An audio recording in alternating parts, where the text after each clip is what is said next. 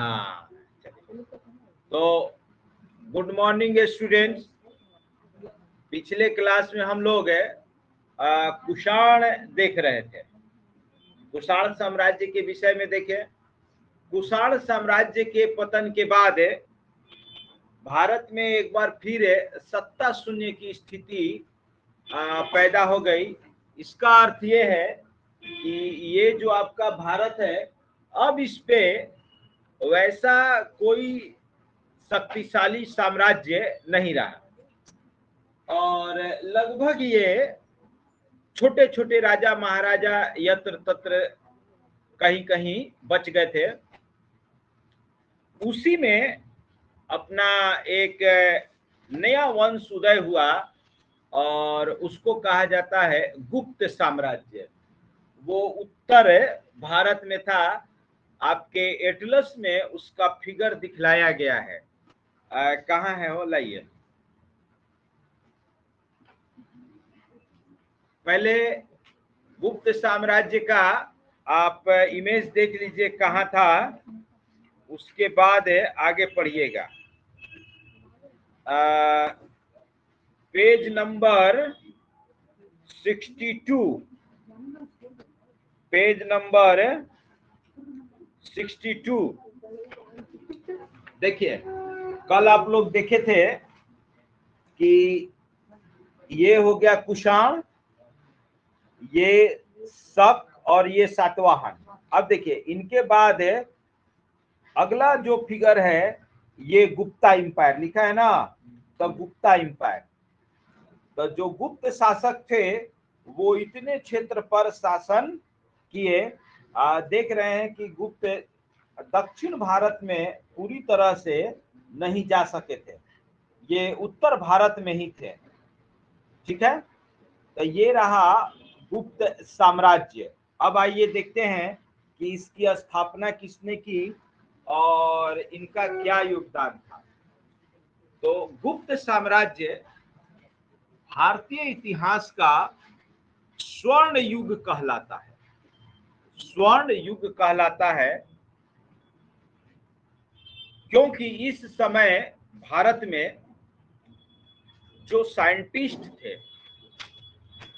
जो फिजिशियन थे, जो सर्जन थे, वो आज भी इस धरती पर नहीं है। एक मिनट रुकिएगा जरा सा।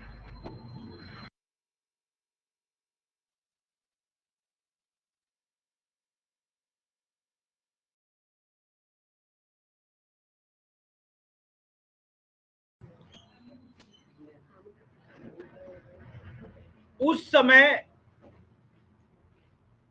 जो थ्योरी सिद्धांत देके गई, आज उस पर दुनिया काम करती है। सोचिए, उस समय मेटालर्जी इतना आगे था कि आज तो हम लोग कुछ नहीं।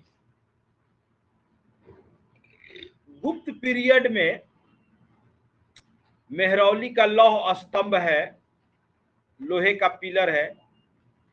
सोचिए, उस समय से खड़ा है लगभग 300 एडी से, आज हो गया 2000।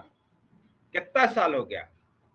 1700 साल, लगभग 1700 साल।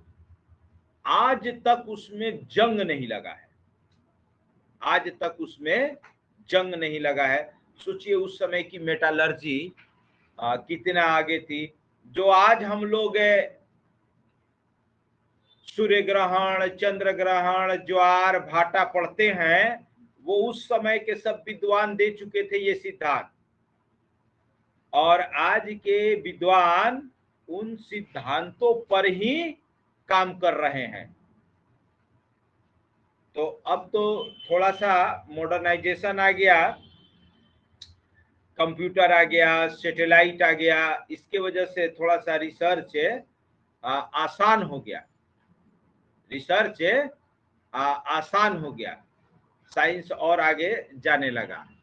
ठीक है, तो उसी गुप्त साम्राज्य के विषय में हम लोग पढ़ेंगे कि क्या क्या उस समय हुआ था, उस समय की आर्थिक स्थिति कैसी थी, उस समय की सामाजिक स्थिति कैसी थी। तो नो डाउट जब स्वर्ण युग कहा जाता है तो आर्थिक स्थिति तो बहुत अच्छी ही होगी, नहीं? चलिए आगे चलते। चलिए हेडिंग दीजिए गुप्त साम्राज्य। लिखिए गुप्त साम्राज्य का उदय। गुप्त साम्राज्य का उदय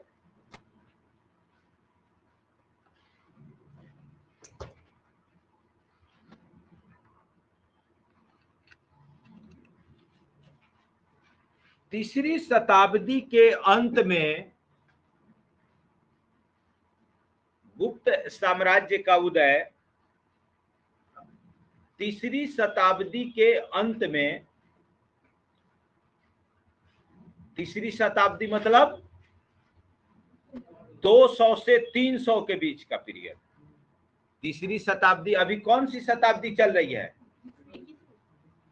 21वीं शताब्दी। तो 21वीं कब कह रहा है? 2000 से 2000 है ना, तो 2000 से 2100 चल रहा है, तो इसलिए इसको कह रहे हैं 21वीं शताब्दी। तो उसी तरह से तीसरी शताब्दी माने 200 से 300, 100 साल को शताब्दी कहते हैं, 1000 को सहस्त्राब्दी, 1000 को सहस्त्राब्दी, और 10 साल को दशक, डिकेड। चलिए तो लिखिए गुप्त साम्राज्य का उदय तीसरी शताब्दी के अंत में प्रयाग के निकट, प्रयाग के निकट, ये प्रयाग कहाँ है? इलाहाबाद, कौशाम्बी में हुआ था। प्रयाग के निकट कौशाम्बी में हुआ था।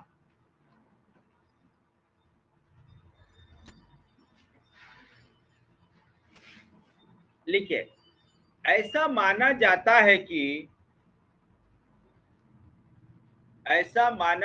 है कि इस वंश के संस्थापक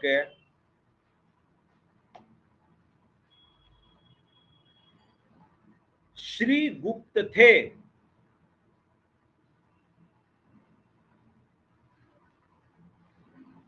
श्री गुप्त थे। इनका कार्यकाल लगभग 240 से 280 ईस्वी था। 240 से 280 ईस्वी था। लिखे श्रीगुप्त के पश्चात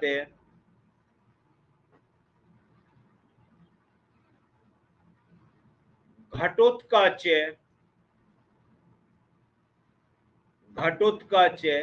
राजा बने। घटोत्कच राजा बने। तो देखिए पहला हो गए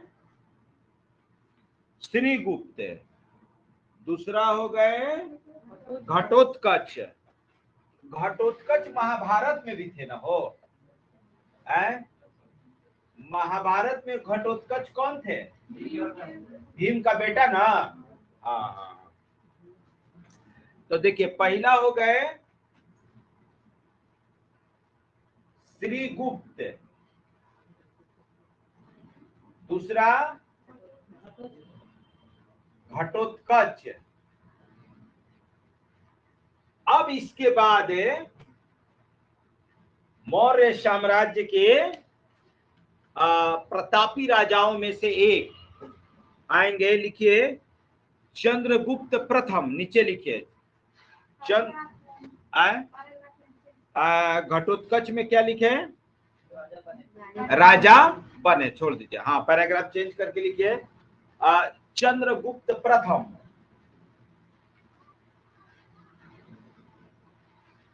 चंद्रगुप्त प्रथम। इनका कार्यकाल था 319 से 335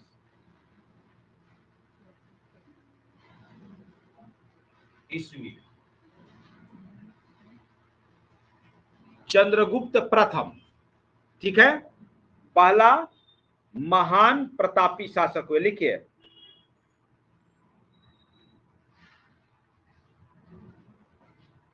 कि चंद्रगुप्त प्रथम ने, ये ऐसे लिखिए, चंद्रगुप्त प्रथम चाहिए गुप्त साम्राज्य के प्रथम प्रतापी शासक थे। गुप्त साम्राज्य के प्रतापी माने बहुत ख्याति प्राप्त है, बहुत। हाँ, क्या प्रथम प्रतापी शासक थे, प्रथम प्रतापी शासक थे।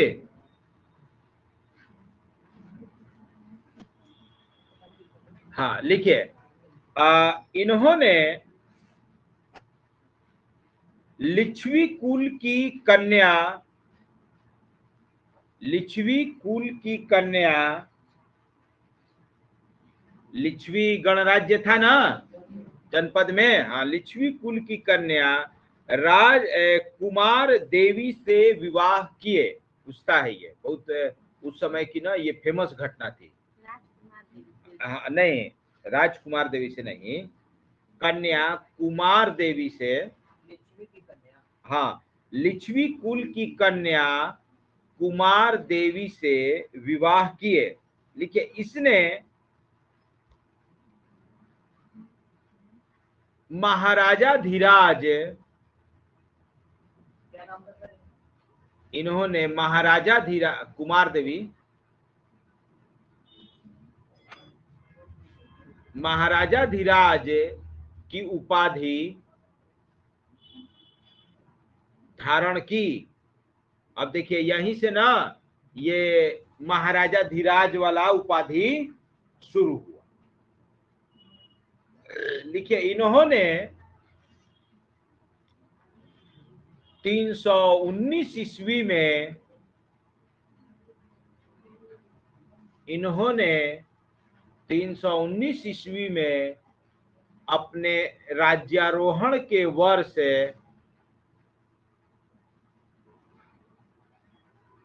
अपने राज्यारोहण के वर्ष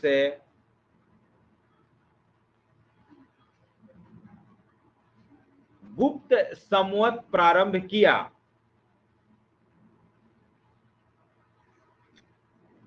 गुप्त संवत प्रारंभ किया। नोट्स तो सबके पास है, तुम्हारे पास अभी नहीं है तो लेके करा लेना, है ना, अभी देख लो, लिख लेना। संवत, देखिए,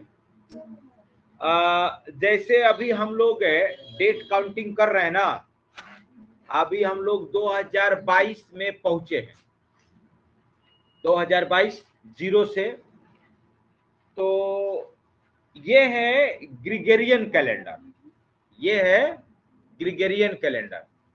तो जो पहले के महाराजा धीराज या ये सब होता था पराक्रमी, वो कहता था ना कि अब आज से गिनती शुरू होगी, समय का, समय की गिनती आज से शुरू होगी। ऐसा क्यों? क्योंकि मैंने उसका कहना है कि रियल में ये पृथ्वी आज से प्रारंभ हुई। तो गिनती शुरू करने का जो अलग अलग है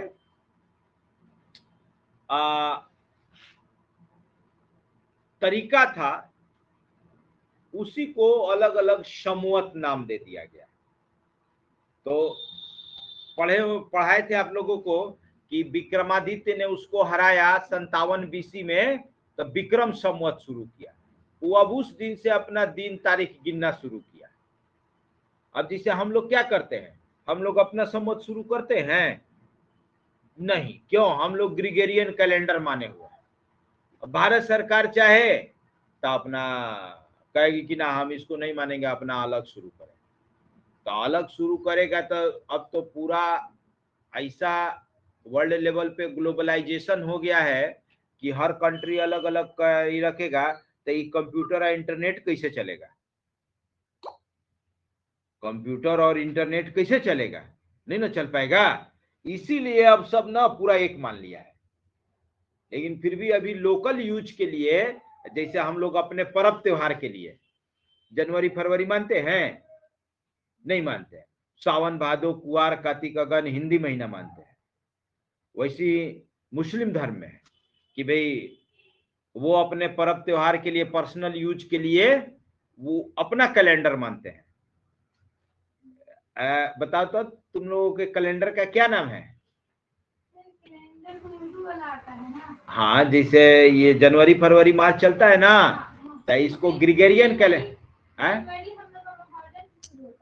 मुहर्रम से शुरू होता है। तो मुहर्रम और जो तुम लोगों का अपना महीना है, उस कैलेंडर का क्या नाम है? देखो हम भी जानते तो भूल गए, क्या नाम है ना है अभी। अच्छा चला, आ जाएगा तो बता देंगे, कई बार बताए हैं सर। हिजरी कैलेंडर, हिजरी कैलेंडर, हिजरी हिजरी, हाँ हाँ हाँ, गुड गुड, हिजरी संवत। हाँ, हिजरी संवत कहते हैं। Very good very good. कौन बताया? ऑनलाइन तानिया है, तो वो है हिजरी। तो अब देखो, जो अपना पर्सनल है, अब सावन भादो कुआर कार्तिकी ऑफिशियल नहीं है, लेकिन पूरा वर्ल्ड ऑफिशियली चल रहा है ग्रेगोरियन कैलेंडर से, जनवरी फरवरी से। स्कूल हो, ऑफिस हो, बैंक हो, सब कुछ उससे चल रहा है। लेकिन अपना जो व्यक्तिगत जीवन है, उस सबका अपने अपने अपने कैलेंडर से चल रहा है। इस्लाम का पर्व त्योहार अपने कैलेंडर से, हिंदू का पर्व त्योहार अपने कैलेंडर से, क्रिश्चियन का पर्व त्योहार अपने कैलेंडर से। हालांकि क्रिश्चियन का ही है, ग्रिगोरियन कैलेंडर ये क्रिश्चियन का ही है ना, ये चीज। तो इसी को कहते हैं समझ। अब मान लो अब जो हम लोगों का सावन भादो महीना है, जो गवर्नमेंट अपनाई है वो है शक संवत। हिंदू ये भारत सरकार जो हिंदू कैलेंडर मानती है, वो किसको मानती है? शक संवत को। चलिए आइए, तो संवत का मतलब वहीं से दिन और तारीख की शुरुआत होती है। तो वो नहीं है कि जहां से हम खड़ा होते हैं वहीं से लाइन शुरू होती है। वही चीज हो गया कि मैंने यहीं से अब समय की गणना प्रारंभ होगी, क्योंकि हम इस पृथ्वी पर सर्वश्रेष्ठ है। अब मेरे से महान कोई नहीं। सर ये संविधान में लिखा था, ये प्रस्तावना में कि मिति मार्ग से शुक्ल सप्तमी। हाँ, वही शक संवत की तारीख है वो, उस शक संवत की तारीख है 2006। हाँ हाँ हाँ, लिखा है 2006 विक्रमी। लेकिन भारत सरकार, देखो यहाँ लिखा हुआ है कि, अच्छा छोड़ो, कि भारत सरकार शक संवत को अपना हिंदी ऑफिशियल कैलेंडर मानता है। तो आ जाइए आप लोग नोट्स पे, पेज नंबर 4, पेज नंबर 4 देखिए, गुप्त साम्राज्य लिखा है। गुप्त साम्राज्य। शीतल, आप नोट्स उतार ली हैं? थोड़ा तेज बोलिए, क्योंकि मेरे में ना स्पीकर का वॉल्यूम बहुत कम है। 1 मिनट रुकेंगी तो वॉल्यूम बढ़ा के देखते हैं। वॉल्यूम मेरे में फुल है, लेकिन स्पीकर में आवाज ही कम है। शीतल लिख चुकी हैं?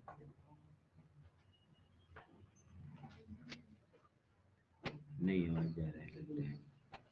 चलिए आगे चलते हैं। देखिए पेज नंबर 4 पर गुप्त साम्राज्य दिया हुआ है। 240 से 550 एडी, लगभग 550 एडी। कै 100 साल चला? लगभग 300 साल।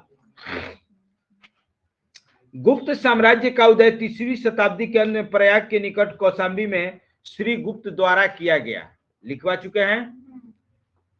श्री गुप्त के उत्तराधिकारी घटोत्कच हुआ, ये भी लिखवा चुके हैं। इसके बाद राजा चंद्रगुप्त प्रथम नए गुप्त संवत प्रारंभ किए तथा महाराजा धीराज की उपाधि धारण किए। हो गया। तो गुप्त संवत कब प्रारंभ हुआ? 319 ईस्वी में। अब इसके बाद आए समुद्रगुप्त। समुद्रगुप्त ये चंद्रगुप्त प्रथम से भी महान थे। चंद्रगुप्त प्रथम से भी महान थे। ये बहुत पराक्रमी योद्धा थे, युद्ध कला में निपुण थे, युद्ध कला में निपुण थे और बहुत बड़े संगीतज्ञ भी थे। तो देखिए समुद्रगुप्त के विषय में क्या कहा, इसे भारत का नेपोलियन कहा जाता है। तो अब इसको उलट देना है कि नेपोलियन को यूरोप का समुद्रगुप्त कहा जाता है, लेकिन तुम लोगों के एग्जाम में ऐसा ही देगा इसलिए ऐसा लिख दिए हैं। नेपोलियन कौन था?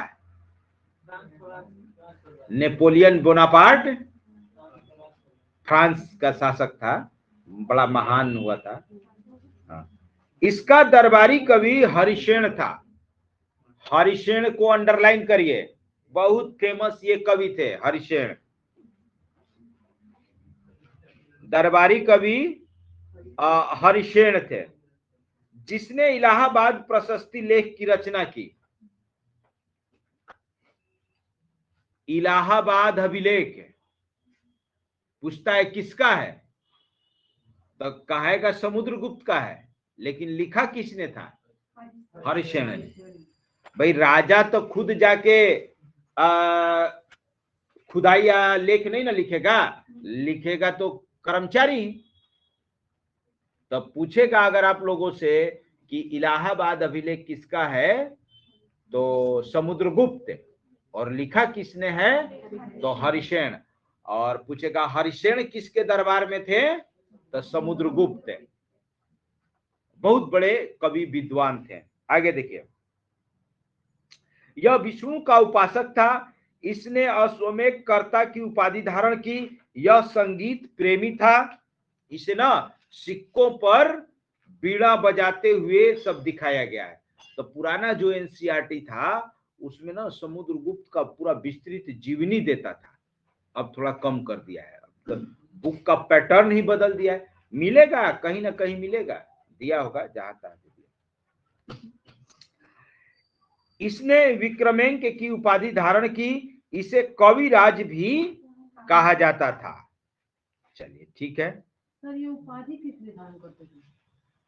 जैसे आज कैसे टाइटल आदमी धारण करता है, अब जैसे मान लो राजनंदिनी सोनी, कौशल सिंह पटेल, मोहम्मद अली जिन्ना, है ना। तो वैसे अपना ही लोग है। अरे इसका नाम तो पढ़ेंगे, क्या नाम है, गोरी यही सब ना। तो वो सब तो बहुत लंबा लंबा टाइटल अपना थे। तो अपने आप को महान दिखाने के लिए, अपने आप को महान दिखाने, हाँ हाँ हाँ, ये तो बहुत छोटा है, अभी वो बहुत बड़ा है। हाँ उससे भी बड़ा बड़ा बड़ा बड़ा है। तो वो बताए ना कि पहले खास करके राजस्थान साइड में राजा के दरबार में ना एक स्पेशल जाति रहती थी, उसका नाम था चारण। तो वो बहुत अच्छे से बोलते थे, राजाओं के राजा महाराजा धीराज, सूर्य पुत्र, गंगे पुत्र, हिमालय विजेता। पूरा 10 मिनट तक उनका नामे बोलते रह जाएगा। तो यही हो गया उपाधि की। कहने का मतलब कि जितना लंबा नाम माने उतना वो महान, इस टाइप से। तो यही है उपाधि। अब सुनिए, थोड़ा सा इसमें लिख लीजिए, चाहे छोड़ दीजिए, ये सब नहीं आएगा। हाँ हाँ हाँ, ये चीज छूट गया है, लिख लीजिए। ये समुद्रगुप्त के विषय में नोट्स पर लिख लीजिए या कॉपी में लिख लीजिए कि समुद्रगुप्त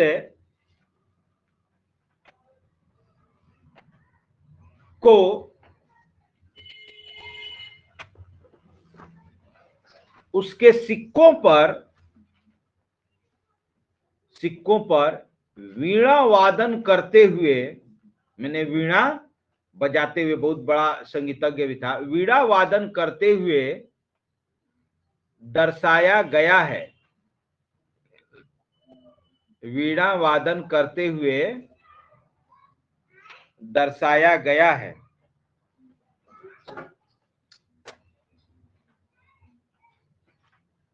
चलिए अब देखिए, गुप्त साम्राज्य का अब सबसे प्रतापी शासक है चंद्रगुप्त विक्रमादित्य द्वितीय। इनका नाम था चंद्रगुप्त, तो प्रथम ही थे ना। अब देखिए ये एक और उपाधि धारण किए, विक्रमादित्य, तो इनका नाम हो गया चंद्रगुप्त विक्रमादित्य द्वितीय। ये गुप्त साम्राज्य के सबसे प्रतापी शासक हुए। इन्हीं के दरबार में 9 रत्न रहते थे। इन्हीं के दरबार में 9 रत्न रहते थे। जैसे अकबर के दरबार में थे ना 9 रत्न। ये 9 रत्न क्या है? 9 व्यक्ति हैं। 9 व्यक्ति हैं जो अलग अलग क्षेत्र के विशेषज्ञ हैं, प्रकांड विद्वान हैं, प्रकांड विद्वान हैं। चलिए तो देखिए नोट्स पे आइए। नोट्स में लगभग सब चीज लिख दिए हैं। हाँ, समुद्रगुप्त हो गया। देखिए समुद्रगुप्त के बाद है चंद्रगुप्त द्वितीय। समुद्रगुप्त का कार्यकाल इसमें नहीं लिखे थे, कार्यकाल लिख लीजिए 335 से 375 ईस्वी कार्यकाल रहता है ना, तो थोड़ा सा आइडिया रहता है, लेकिन कार्यकाल आता नहीं है, रटना नहीं है, उससे एक आइडिया रहता है। 335 से 375 ईस्वी समुद्रगुप्त का कार्यकाल। कोई प्रॉब्लम नहीं है। हाँ सर, ये विष्णु का उपासक था सर। ये समुद्रगुप्त विष्णु जी थे का या पूजा फिर करता हरिसेन? था। सर कौन थे, समुद्रगुप्त थे या फिर हरिसेन? समुद्रगुप्त शासक के विषय में ना बोल रहे हैं, शासक के विषय में। अभी जो कुछ हम बोल रहे हैं शासक के लिए बोल रहे हैं। तो समुद्रगुप्त का कार्यकाल 335 से 375 एडी, और चंद्रगुप्त विक्रमादित्य द्वितीय का जो पीरियड है लिखे 380 से 412 एडी। 380 से 412 एडी।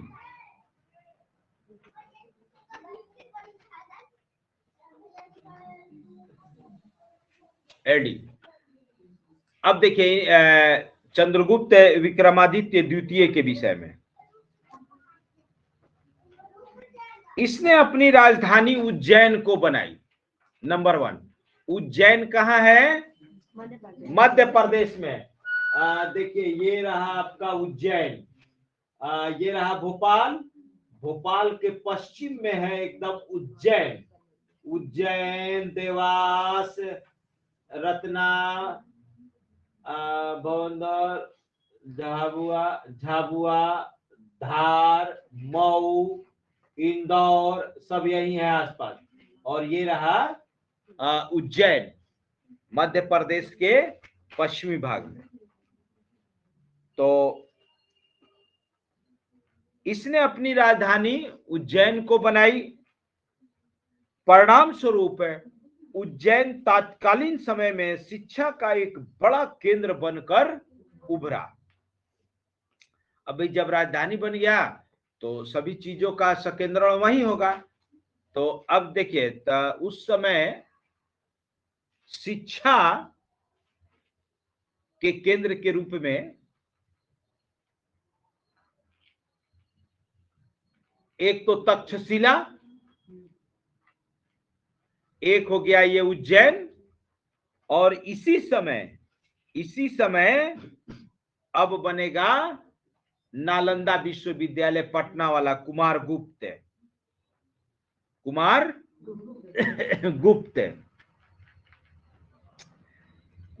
का नाम में उड़ा दिया, इसी में था, पहले था हाँ, विक्रमादित्य द्वितीय के बाद है कुमार गुप्त, महेंद्रादित्य, है ना। तो देखिए, शकों के विजय के उपलक्ष्य में इसने चांदी के सिक्के चलवाए। अब जो विक्रमादित्य द्वितीय जाने जाते हैं इस लाइन के लिए, इसका काल शिक्षा, साहित्य, विज्ञान का स्वर्ण युग था। इसको अंडरलाइन करिएगा। जितना साइंटिस्ट इनके शासन काल में थे, आज भी उतना साइंटिस्ट नहीं है।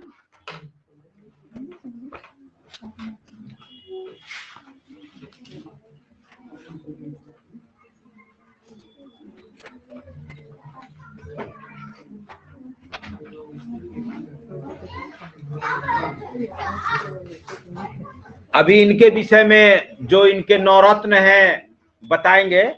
अब देखिए कि शिक्षा, साहित्य, विज्ञान का स्वर्ण युग था। ठीक है, स्वर्ण युग था का मतलब इस समय इसका खूब डेवलपमेंट हुआ, और ये अपने दरबार में इन सब विद्वानों को प्रश्रय देते थे का मतलब इन सबको अपने दरबार में रखते थे। इनका रहना, खाना, पीना, हर वो सुविधा उपलब्ध कराते थे जो इनको चाहिए। तो इसलिए इनका पनपा। और बाद वाला जो नहीं दिया इनको प्रश्रय, तो अब इनका वंश खत्म होने लगा। अब मान लीजिए अभी गवर्नमेंट है, भाजपा गवर्नमेंट का ले लीजिए।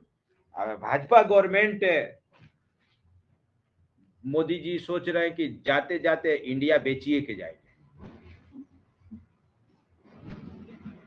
तो भाई विद्वानों को प्रश्रय कौन देगा? अभी जैसे जो जेएनयू है, बीएचयू है, डीयू है, सेंट्रल यूनिवर्सिटी है, तो इन प्रोफेसरों पर बहुत खर्चा होता है। 2-2 लाख, 3-3 लाख रुपया, 4-4 लाख रुपया महीना है। तो गवर्नमेंट दे रही है, ये रिसर्च कर रहे हैं, इससे हमारे देश को कुछ मिल रहा है, इससे हमारे देश को मिल रहा है। देखिए आज ये जो जेएनयू है वही देश को चला रहा है।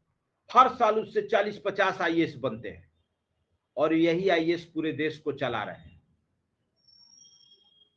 अब शिक्षा का प्राइवेटाइजेशन कर दिया जाएगा, यूनिवर्सिटी खत्म कर दिया जाएगा, तो कोई पढ़ पाएगा गरीब आदमी? खुला तो है नारायणा यूनिवर्सिटी, यहां लॉ करिए तो पूरा लॉ आपका 10-20 हजार 25 हजार में कंप्लीट होगा। वहां जाइए 2 लाख रुपया लगेगा। पढ़ेगा कोई गरीब आदमी? जेएनयू अगर प्राइवेट कर दिया जाए, देखा ये सब मेडिकल इंजीनियरिंग जो प्राइवेट हुआ, उसका व्यवसायीकरण हुआ। पहले मेडिकल 4-5 लाख में हो जाता था, अब 1 करोड़ के ऊपर सोचिए। अब 1 करोड़ से नीचे सोचना ही नहीं है मेडिकल। तो जब शिक्षा, तो जो 1 करोड़ दे के डॉक्टर बनेगा तो 50 करोड़ कमाएगा ना, तभी ना 1 करोड़ इन्वेस्ट किया है। तो फीस लेगा कि नहीं अनाप शनाप? तो कहता है कि हॉस्पिटल वाला बदमाशी, अरे तो वो खुदे 1 करोड़ दिया है, वो 1 करोड़ का अपना खाली ब्याज निकाले ना महीने का, तो वो समझिए कि नहीं निकल रहा है। तो फीस लेगा नहीं, उतना पैसा लेगा नहीं प्राइवेट वाला।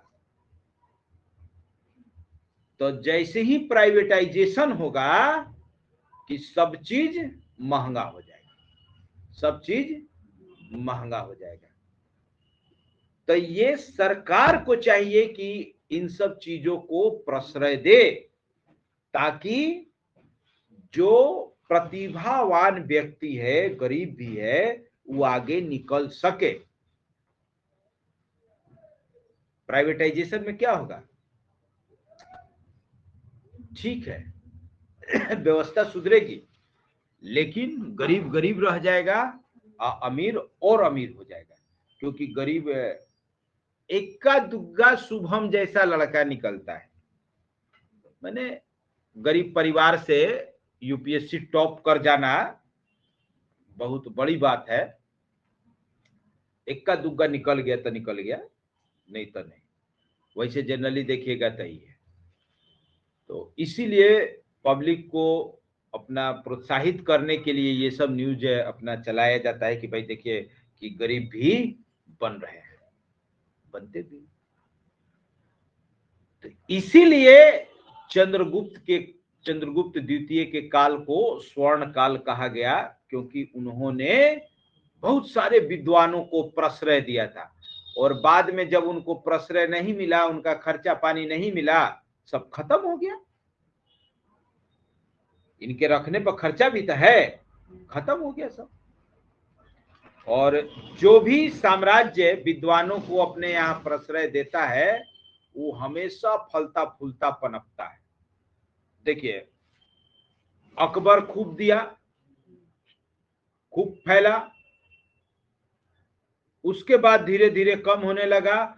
औरंगजेब सबका कान पकड़ के बाहर भगा दिया, कहा कि भाई तू लोग का काम नहीं है, हटो। राजा न शासन चलाएगा कि तू लोग चलाएगा, तू लोग आओ राजा का दिमाग खराब करता है। तो क्या हुआ, मारा कि मुगल साम्राज्य का मटिया मेट करके रख दिया। आज मुगल साम्राज्य के जो वंशज होंगे, और औरंगजेब को तनी मनी कोसते हैं, कोई बेचारा ठेला चला रहा है, कोई चाय बेच रहा है, कोई बीड़ी बेच रहा है, ऐसे हो गया, इतना गरीब हो गया लोग। नहीं तो कभी अपना, हालांकि प्रॉपर्टी तो होगा, बेच बच के खा गया होगा लोग। तो ये सब किसका देन है, बर्बाद करने का श्रेय औरंगजेब का। अगर वो भी सही नीति पर चला रहता तो इंडिया में अंग्रेज नहीं आते। औरंगजेब सही रहता तो इंडिया में अंग्रेजे नहीं आता, भारत गुलामी नहीं होता। चलिए आइए, तो देखिए इसके दरबार में नवरत्न रहा करते थे। तो जो नवरत्न है उनका नीचे नाम दिया गया है। इसी के काल में चीनी यात्री फाहियान आया था। फाहियान को अंडरलाइन कर लीजिए, पूछेगा कि फाहियान कब आया था, तो चंद्रगुप्त विक्रमादित्य द्वितीय के दरबार में। नवरत्न किसके दरबार में थे, तो चंद्रगुप्त विक्रमादित्य द्वितीय के दरबार में। अब आइए देखिए, इसके बाद कुमार गुप्त आए, इसके बाद आए कुमार गुप्त। नालंदा विश्वविद्यालय की स्थापना के लिए ये जाने जाते हैं। कुमार गुप्त का क्या कार्यकाल है, लिख लीजिए, 415 से 454 ईस्वी। कुमार गुप्त का कार्यकाल है 415 से 454।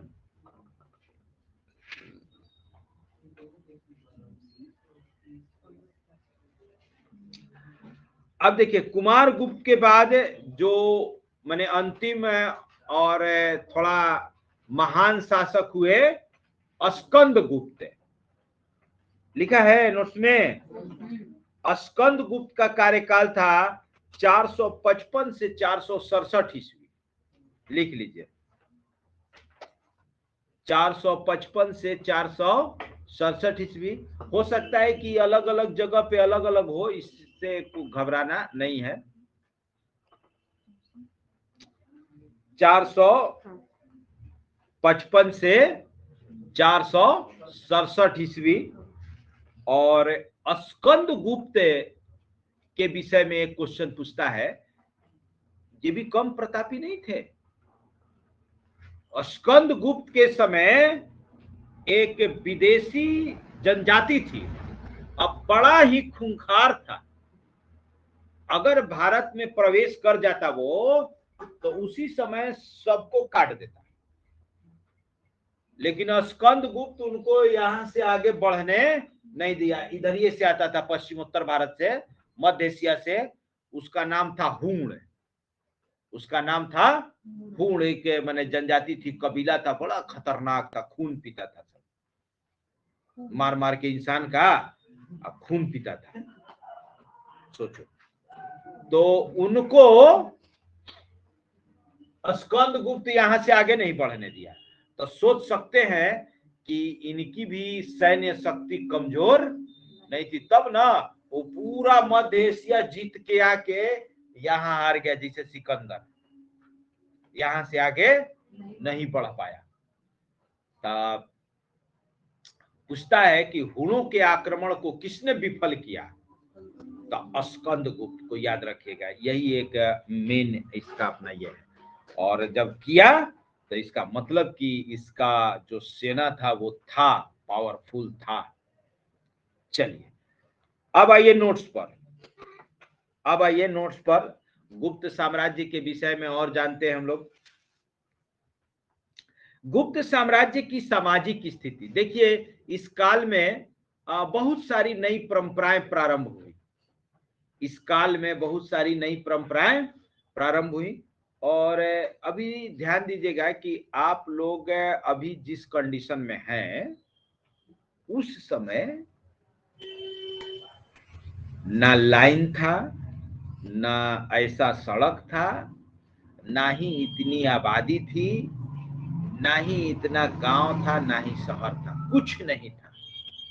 जहां तहां टॉपक टुइया कोई कोई गांव था, और आबादी भी बहुत कम थी। ये उस समय की बात हो रही है, आज की बात नहीं हो रही है। और ये सब पूरा इंडिया, पूर्वी जो बिहार यूपी ना, ये सब जंगल था। सब क्या था? जंगल था। और इसका उदाहरण आप लोग मॉडिफिकेशन देख सकते होंगे कि नेशनल हाईवे बनने के पहले, NH2 बनने के पहले देखिए ताराचंडी के इलाका का क्या स्थिति था। जंगले न था, पूरा पहाड़ की, कोई उधर जाने का नाम नहीं लेता था सामने का। और ताराचंडी के आसपास का जितना जमीन था उस सब पर खेती वेती नहीं होता था, झाड़ मून जैसी ही उगता था, कुछ नहीं था। सड़क एकदम पतली सी थी, वन वे, और दोनों तरफ मूंज अपना जमा हुआ था। तो देखिए मॉडिफिकेशन, आज तो लग रहा है कि खेत काटते काटते पहुंच गया धुआं कुंड। खेत बनाते बनाते चल गया, नहीं हो, धुआं कुंड तक चल गया खेती करते करते। सोचिए, पहले वो सब ऐसे ही बंजर पड़ा रहता था। तो क्यों? किसानों को ढकेला जा रहा है। यहां जो आप लोग बैठे हैं, यहां से लेके सामने जो पहाड़ है, उसके बीच में एक मकान नहीं था 90 तक। 90 से पहले पूरा यहां से वहां तक खेत था, एक मकान नहीं था। सोचिए, अब आज यहां से वहां तक एक को खेत नहीं है, केवल मकान ही मकान है। कितना मॉडिफिकेशन हो रहा है। बरसात के दिन में ना, यहां से पानी भरता था तो पहाड़ तक एकदम तालाब बनता था ऐसे। और उसमें सिंघाड़ा की खेती, मछली, ये सब। अब तो सब खत्म। तो ये उस समय की बात हो रही। तो उस समय क्या सामाजिक स्थिति थी, है ना? हाँ, अभी से अभी वाला सिचुएशन बैठा के हिस्ट्री नहीं समझना है। हिस्ट्री को उस समय का सिचुएशन बैठा के तब समझना है। और उस समय का सिचुएशन अगर कुछ जानना ये मन कर रहा है कि कैसा रहा होगा, तो उसका अनुभव कर सकते हैं आप लोग। पहाड़ के ऊपर जाइए और कहीं कहीं कोई कोई गांव है तो देखिएगा कि ये लोग कैसे जी रहा है, तब पता चलेगा कि उस काल में लोग कैसे जीते थे, तब पता चलेगा कि उस काल में कैसे जीते थे। तो आइए देखिए सामाजिक स्थिति क्या क्या बदलाव हुआ। इस काल में स्त्रियों की स्थिति अच्छी नहीं थी। देखिए स्त्रियों पर तो अत्याचार शुरू से होते आया है, इनको सभी अधिकारों से वंचित रखा गया है और आज तक रखा गया है। अब तो कुछ नारी सशक्तिकरण पर जोर दिया गया है और बहुत सुधार दिए नीतीश बाबू। लड़की को पढ़ाना, साइकिल देना, पैसा देना, इससे नीतीश सरकार में जितना नारी सशक्तिकरण हुआ है उतना इस धरती पर जब से मानव आया है तब से लेकर 2005 तक नहीं हुआ है।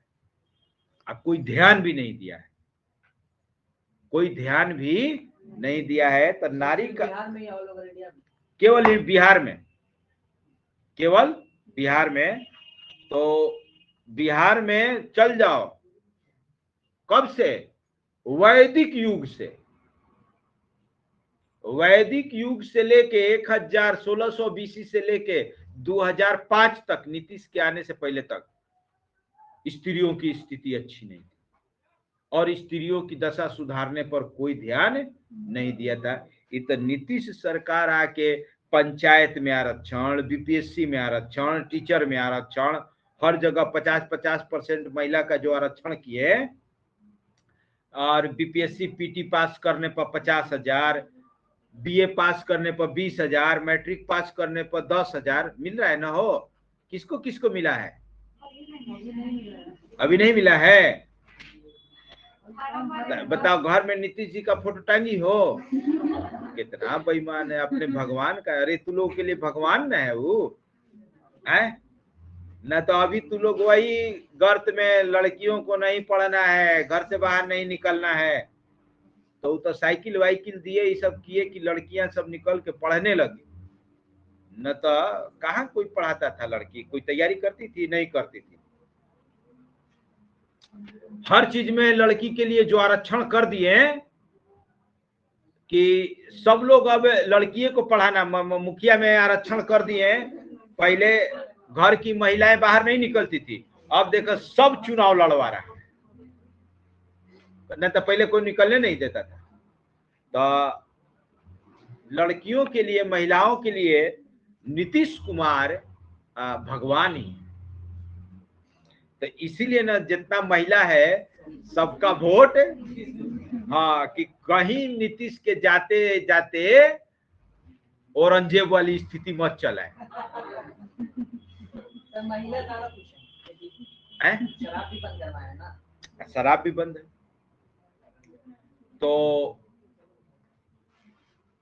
भाई अकबर जितना छूट दिया औरंगजेब सब छीन लिया। तो मान लो दूसरी गवर्नमेंट आई और इस सब जो छूट है वो खत्म हो जाए, तो फिर से ना महिलाओं का उत्थान का ग्राफ गिरना शुरू हो जाएगा। तो हराना नहीं है, अब नहीं है। हाँ, यही है कि इसीलिए तो इतना तानाशाही पे उतरे हैं, किसी का कुछ नहीं सुन रहे। जानते हैं कि अब हमको बनना ही नहीं है, हरवाओ चाहे जितवाओ, चुनाव लड़े, बनेगा ही नहीं। जा अब जो करना, तो यही अब इनका दिमाग औरंगजेब वाला हो रहा है कि भले बिहार भाड़ में जाए, अब चाहे हम तो जाएंगे, बिहार को बर्बाद करके जाएंगे। अरे भाई जा रहे हैं तो कम से कम ऐसा उत्तराधिकारी बना के जाइए जो आपके बाद इस सत्ता संभाले। तो वैसा कोई उत्तराधिकारी खड़ा ही नहीं कर रहे हैं लोग। जाने के बाद खड़ा करना चाहिए ना, आखिर कोई सत्ता संभालने वाला होना चाहिए ना। तो उनके जाने के बाद कोई नजरे नहीं आ रहा है कि कौन सत्ता संभालेगा। तो हाल हो जाएगा औरंगजेब वाला, काम खत्म। कैसे औरंगजेब के मरने के बाद सब अपने में दारा, सासूजा, नहीं तो सब अपने में लड़ा था ना, बार बार भुला जा रहे हैं। वो लोग था बहादुर शाह द्वितीय, तो ये सब आपस में लड़ा, काम तमाम हो गया साम्राज्य का। समय 11 बज गया है हो, तो सुनिए। तो आइए, गुप्त साम्राज्य की देखिए हिस्ट्री में इतना जो बकबक कर रहे हैं, केवल हिस्ट्री आपके दिमाग में बैठाने के लिए, ताकि समझ में आए कि इतिहास है क्या। कहता है लोग ना इतिहास बड़ा बेकार चीज है। बोर बोर नहीं है, बोर बना देता है। पढ़ाएगा तब ना, आज जानेगा तब ना पढ़ाएगा। वो तो खुदे रटले है 10 गो क्वेश्चन, जो रटले है बस उतने रटवाता, आगे पीछे पूछिए कहानी खत्म। तो उसके दिमाग में कॉन्सेप्ट रहेगा तब तो कॉन्सेप्ट देगा। और एक बार कॉन्सेप्ट, इस सब देखो कब पढ़े हम, 98 में पढ़े, कई साल हो गया सोचो। एक बार पढ़े एनसीईआरटी, बस दोबारा नहीं पढ़े, पुराना एडिशन, तब से आज तक दिमाग में बैठा। वो कहानी टाइप इतना बढ़िया वो एनसीईआरटी था ना कि सब हटा के दिया, नहीं तो एकदम कचड़ा बना दिया है। तो हर सब्जेक्ट का एक कॉन्सेप्ट होता है, अगर वो आ गया तो देखो उसमें कैसे इंटरेस्ट जगना शुरू हो जाएगा। अब हम लोग देखेंगे कि क्यों गुप्त साम्राज्य का पतन हो गया। जो उसके समय में इतना वराहमिहिर, आर्यभट्ट, इतने बड़े बड़े साइंटिस्ट थे, आगे चल के फिर सब खत्म हो गए। फिर जितना ग्रोथ था जीरो, फिर से शुरू करना पड़ा। और फिर से शुरू तो अब आजादी बाद हुआ, फिर से शुरू आजादी के बाद हुआ। बीच में साफा खत्म, अंग्रेज तो पूरे खत्म कर दिया। आइए कि गुप्त साम्राज्य की समय, इस काल में स्त्रियों की स्थिति अच्छी नहीं थी। इस काल में सती प्रथा का प्रथम साक्ष्य मिलता है। सोचो, इसी समय से सती प्रथा प्रारंभ हो गई। सती प्रथा मतलब पति के मरने पर पत्नी को भी मरना होगा, उसके साथ उसके चिता पर पत्नी को भी जला दिया जाता था जिंदा। माने वो पूजा माना जाता था, पूजा माना जाता था। और ऐसा इसका साक्ष्य कहां से मिलता है? देखिए, एरण अभिलेख भानुगुप्त, भानुगुप्त का एरण अभिलेख है। एरण कहाँ है? एरण जगह का नाम है, राजस्थान में है, यही उदयपुर के पास, यही है, छोटा सा जगह है एरण, वहां से। तो आज की सभा समाप्त की जा रही है। हाँ हाँ हाँ, टेस्ट होगा। तो चलिए बच्चों, आपका दिन शुभ हो। धन्यवाद।